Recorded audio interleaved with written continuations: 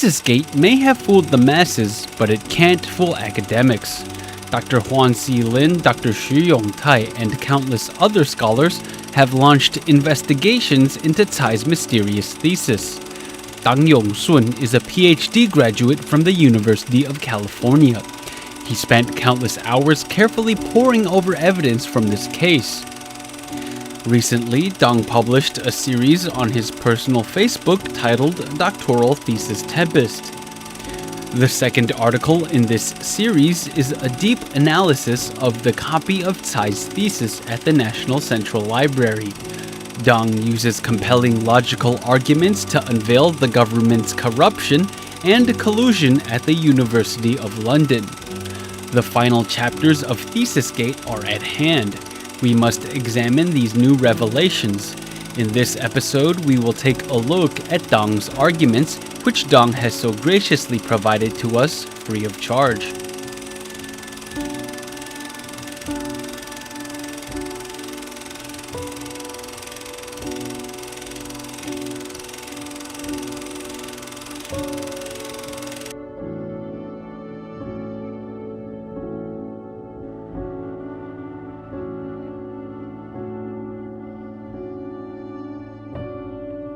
When we speak of a proper and passable thesis, we usually think of a printed thesis that adheres to a set of academically approved standards.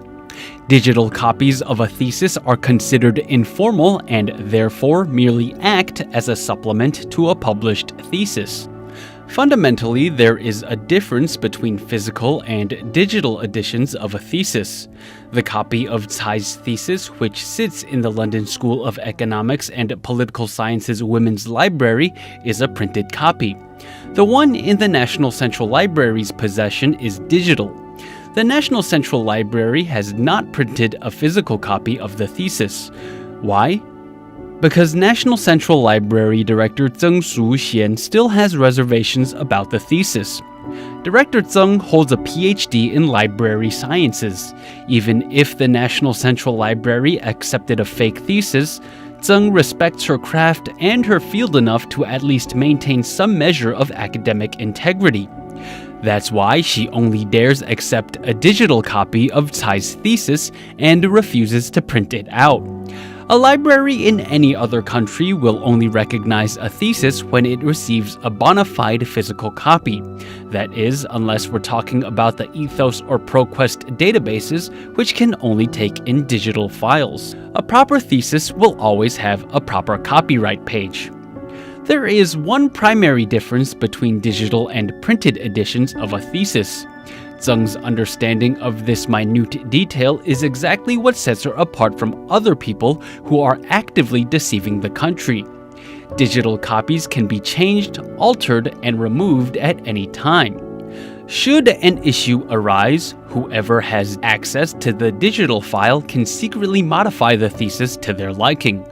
Printed theses, however, are not so easily manipulated. It's very difficult to change a printed thesis. Many professions have certifications. As long as people can pass tests, then they can obtain certifications in the field of their choosing. A certification for a thesis is its copyright page. Tsai can't produce a copyright page, therefore we must assume that her thesis is not legitimate.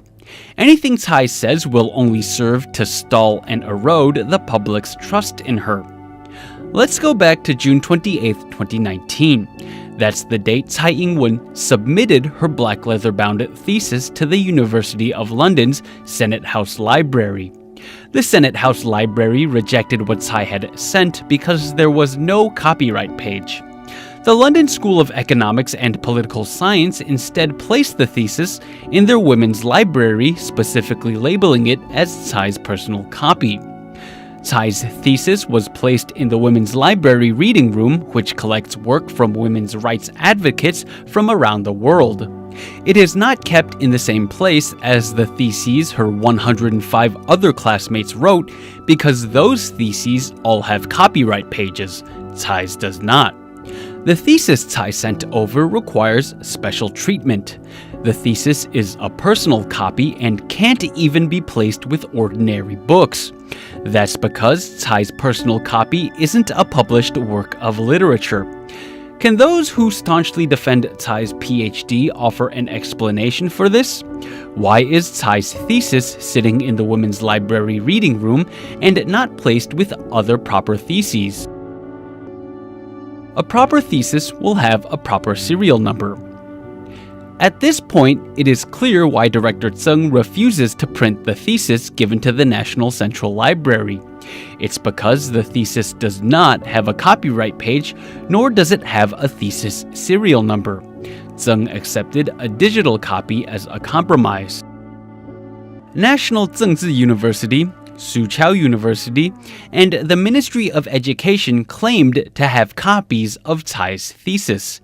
However, those copies have been made classified. But can't these institutions simply tell us what the serial number on Tsai's thesis is? Internal memos that circulate government agencies all have serial numbers. How is it possible that a thesis in their possession does not have a serial number? Is the serial number also a national secret? Who knew that the laws of the country were tailored to service a single person? If Tsai Ing-wen submitted a proper thesis as part of her PhD program, then it would be kept in at least 3 places: the University of London's Senate House and Institute of Advanced Legal Studies' libraries, and the London School of Economics and Political Science Library. Tsai's thesis would also be entered digitally into the British Library's Ethos database, as well as the US-based ProQuest database. Though those digital outlets would not have printed copies of Tsai's thesis, they would at least have its serial number on hand. Furthermore, these 2 databases kept microform copies of copyright pages from theses in its collection back in the 1980s, during the period of time when Tsai graduated. Now, PDF copies of copyright pages are also available. For those of you not keeping track, Tsai's thesis, if it does exist in a proper format, would be located in 8 places if we include NCCU, Soochow University, and the Ministry of Education. The odds that all 8 copies were lost is mathematically minuscule. Authorization letter from the University of London. If, for whatever reason, a thesis does not have a copyright page or a serial number, then there is still one way to prove its authenticity. In Tsai's case, it would come in the form of an authorization letter from the University of London. The letter would certify and endorse the thesis as well as bear the school's seal. How difficult would it be to obtain a document with the school's seal? According to the school's policy, upon Tsai Ing-wen passing her viva, the Senate House Library would have received a copy of Tsai's thesis within 2 weeks from her external examiners. That copy would have been received with corrections from each examiner, as well as suggestions for revision. Tsai would have had to obtain the revisions from the library and make the changes before she'd be given an authorization letter with the school's seal. If Tsai did not receive revisions from the library, then she couldn't have completed a final version. Authentication from Taiwan's representative office in the UK.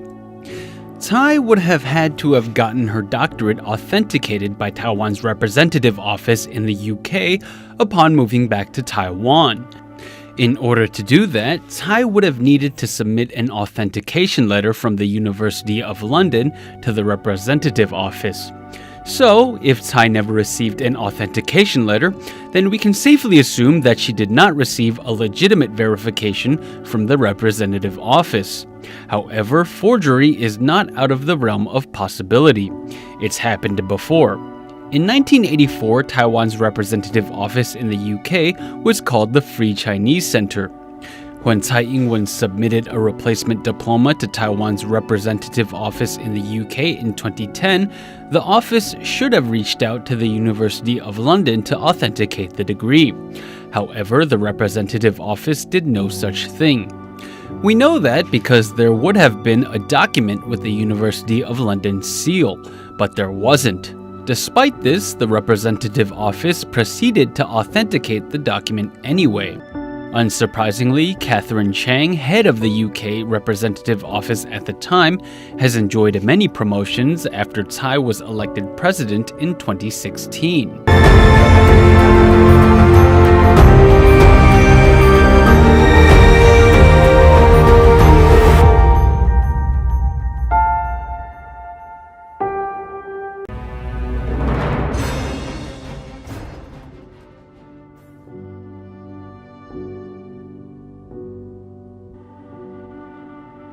Included components that shouldn't be there.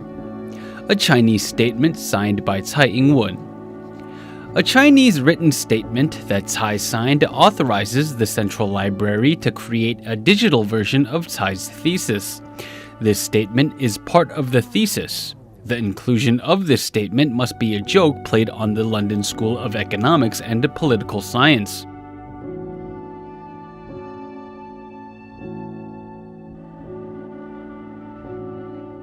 Does the statement mean that this thesis was meant to be read by people who could understand Chinese? Furthermore, the statement itself exposes a massive lie.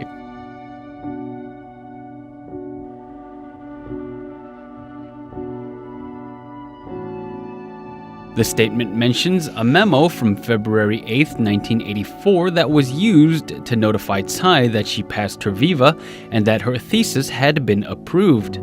The statement also mentions a notice of course completion dated January 23, 1984. It doesn't make sense that Tsai would receive word that she completed her course before she got word of passing her viva. This has become a running joke in the Thesis-Gate community.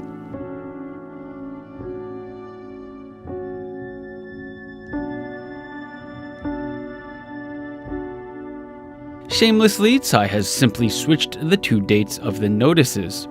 As mentioned before, telling lies is an art form.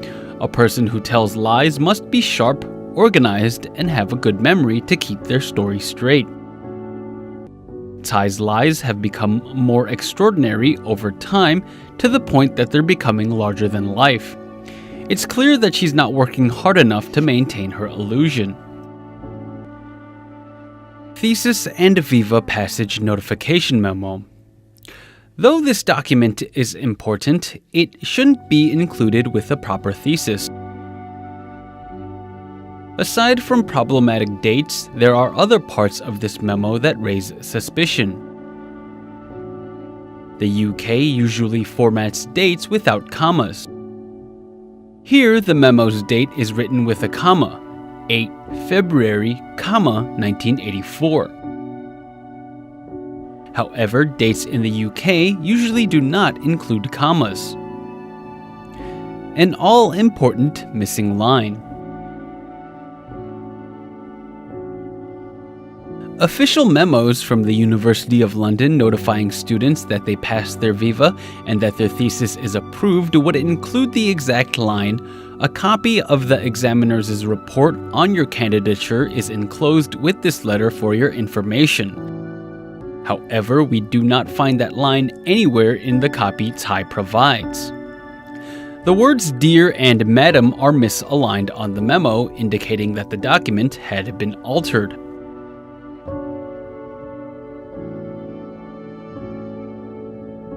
The letter's closing, "Yours faithfully," has a comma after it. Commas are usually included after letter closings in American English, but not British English. The memo Tsai provides does not have the academic registrar G.F. Roberts' signature. The address line is formatted according to American English standards and not British English. British English address formatting would include commas at the end of each line.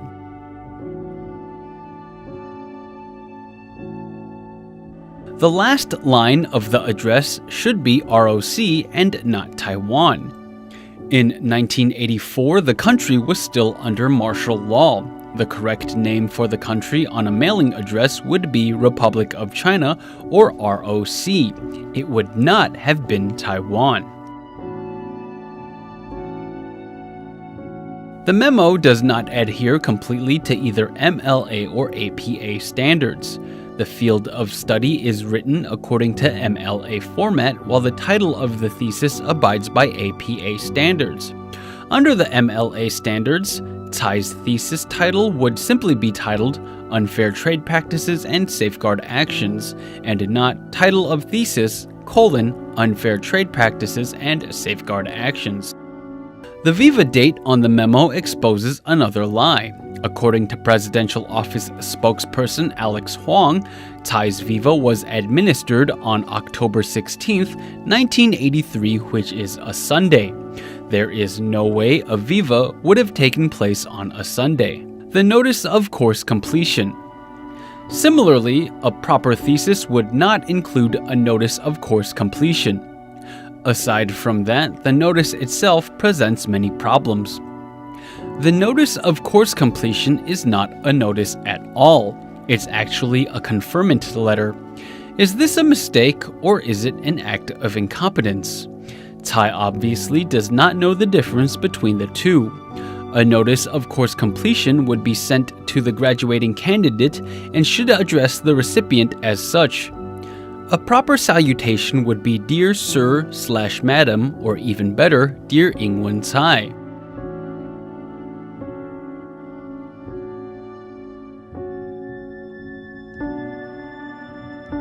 The salutation to whom it may concern would only be used in a conferment letter when addressing potential employers of the candidate receiving the degree. Usually, employers who are looking to confirm a person's degree would be addressed with to whom it may concern in such a letter.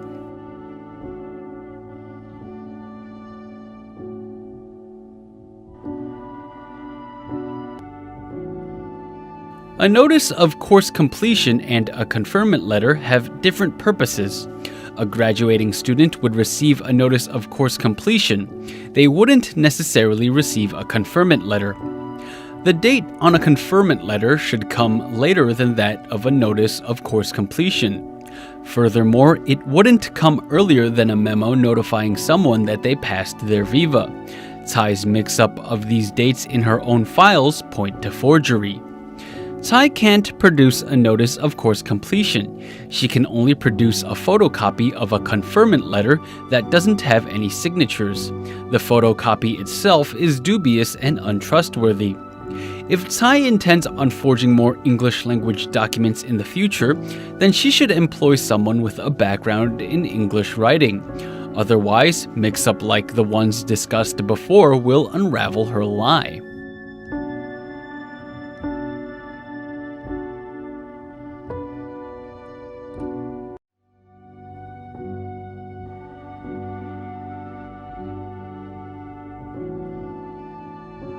There is a problem with Tsai's date of conferment. Tsai's conferment letter is dated January 23, 1984.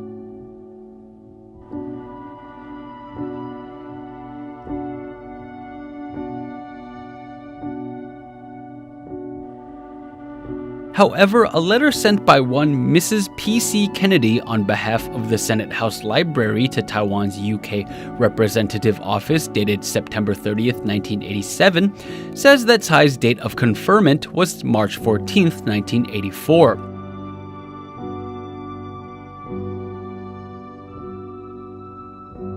In that case, how could a conferment letter be sent out on January 23rd, 1984? A conferment letter comes after a notice of course completion and usually acts as a supplement to a degree holder's employment application. So, which date on which document is erroneous? Or are both dates completely bogus and made up?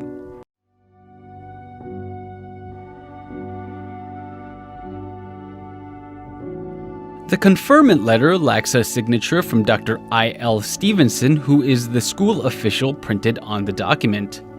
The initials of the person who typed the letter should have been lowercase rather than capitalized.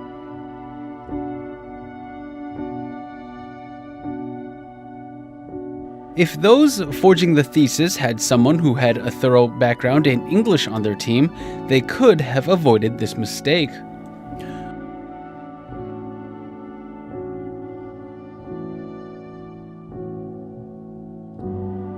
Overreaching.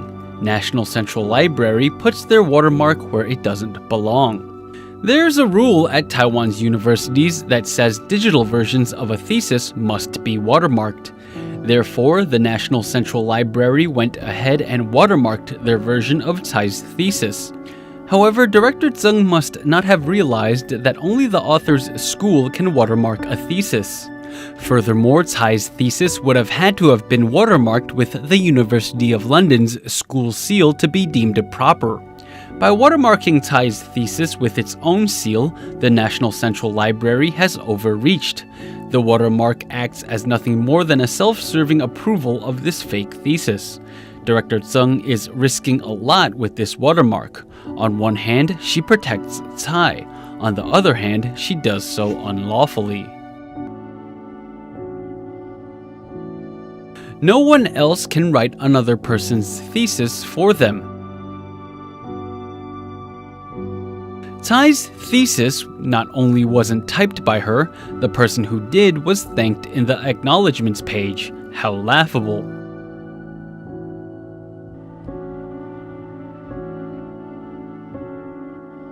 No page numbers. All of the documents mentioned above do not have any page numbers, which goes against thesis writing standards. According to those standards, everything except the cover page, and the copyright page need to be numbered.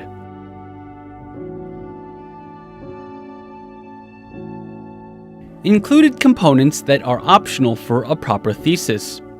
Taiwan's thesis writing rules differ from those in other countries.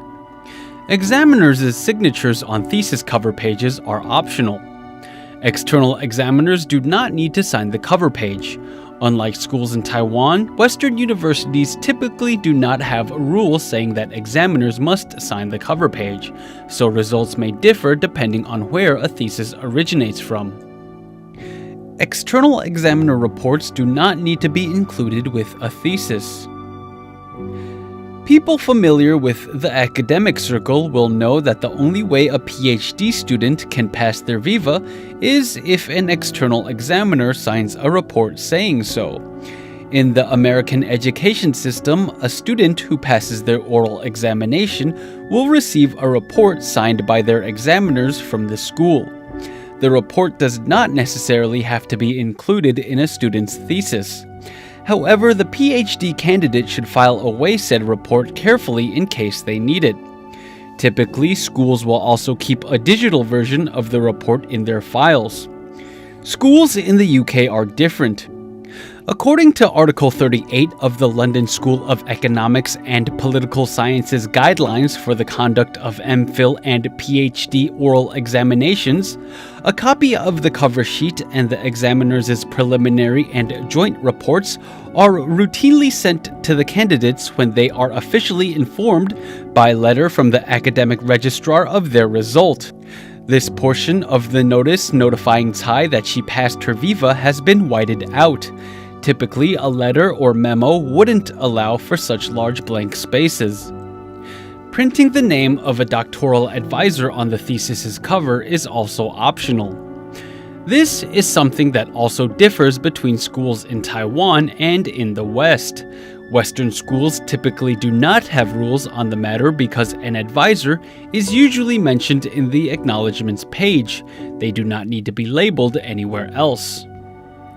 Issues that never would have arisen under the guidance of a doctoral advisor. At every juncture, Tsai insists that her doctoral advisor was Michael Elliott, a man who only held a bachelor's degree. Regardless of whether she was talking about her MPhil or her PhD, Tsai maintains that Elliott was her advisor. However, this raises a lot of issues, to the point that we must ask, did Tsai's advisor truly exist? Tsai's supposed doctoral advisor holds a bachelor's degree. He has a specialized interest in constitutional law. How was he qualified enough to help Tsai write a thesis on unfair trade practices? Moreover, Michael Elliott left the London School of Economics and Political Science in 1983 to advise Margaret Thatcher. How is it possible that he could assist Tsai during her viva, which supposedly took place in October of 1983?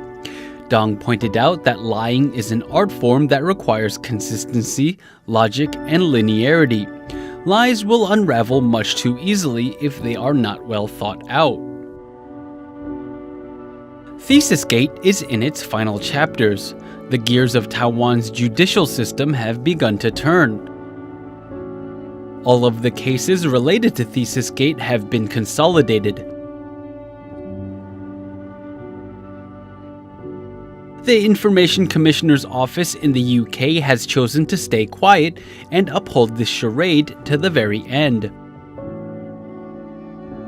However, the truth is inevitable. History will be made.